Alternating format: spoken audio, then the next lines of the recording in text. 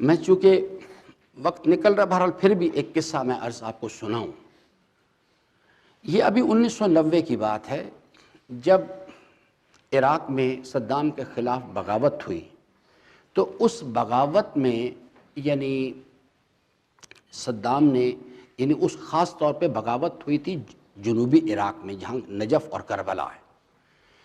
تو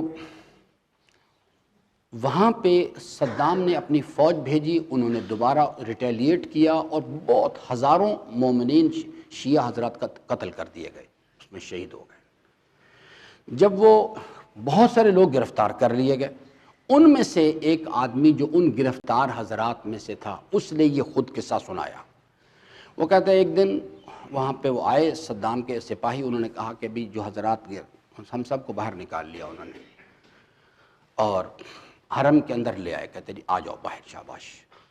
پھر اس نے اسی تھوڑی دیر میں صدام کا داماد، اس کا نام تھا طٰہٰ حسین، وہ آ گیا اور اس نے تمام جو قیدی حضرات تھے جن کو گرفتار کیا گیا تھا اس واسطے کہ انہوں نے اس میں موومنٹ میں حصہ لیا تھا، اس نے کہا تم میں سے کون فرد ہے، آپ صدام حسین کا ساتھ دینا چاہتے ہیں یا امام حسین کے ساتھ ہیں؟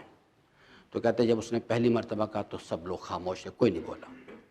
اس نے پھر سوال کیا آپ میں سے کون کون ہے جو امام حسین کا ساتھ دینا چاہتا ہے؟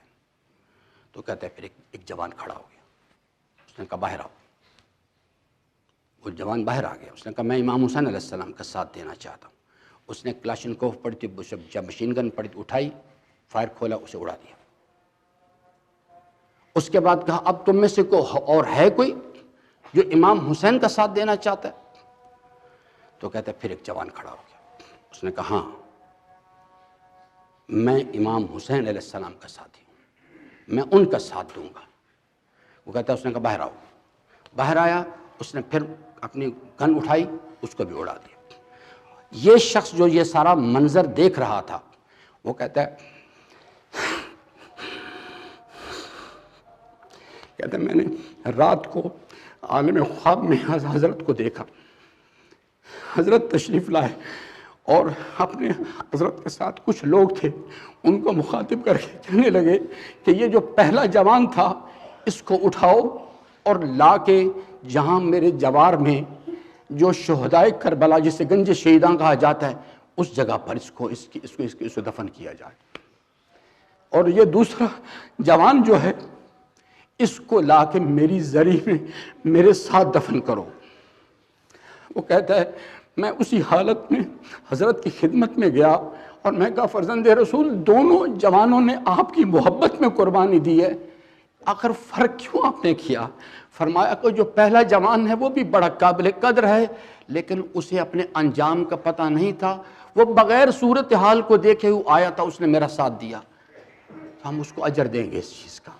لیکن دوسرا جوان جو ہے وہ تو انجام دیکھ کے آیا تھا، اس کو پتہ تھا کہ مجھے قتل کر دیا جائے گا، اس لیے اس کا اجر اس کے برابر نہیں، اس کو میں اپنے ساتھ رکھوں گا۔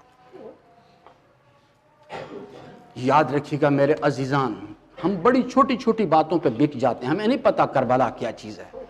کربلا داستان عشق ہے۔ میری آخری جملے، اسے صرف عاشق سمجھا کرتے ہیں اور عاشق ہی اس راستے پہ چلا کرتے ہیں، باقی میرے جیسے لوگ یا مجلسیں پڑھتے ہیں یا مجلسیں سنتے ہیں اور کیلکولیٹر پہ حساب کرتے رہتے ہیں کہ اس کا کتنا ثواب ہو گیا، اس کا کتنا ثواب ہو گیا۔ کربلا راہ عشق ہے، جو انسان اپنے امام کی محبت میں ایک فجر کی نماز کے لیے 5 منٹ کے آرام کو قربان نہیں کر سکتا، وہ کیا گمان کرتا ہے کہ کل جب وقت آئے گا اپنا علی اکبر قربان کرنے کا، جب وقت آئے گا اپنا وجود قربان کرنے کا، تو وہ قربانی دے گا اس چیز کے لیے۔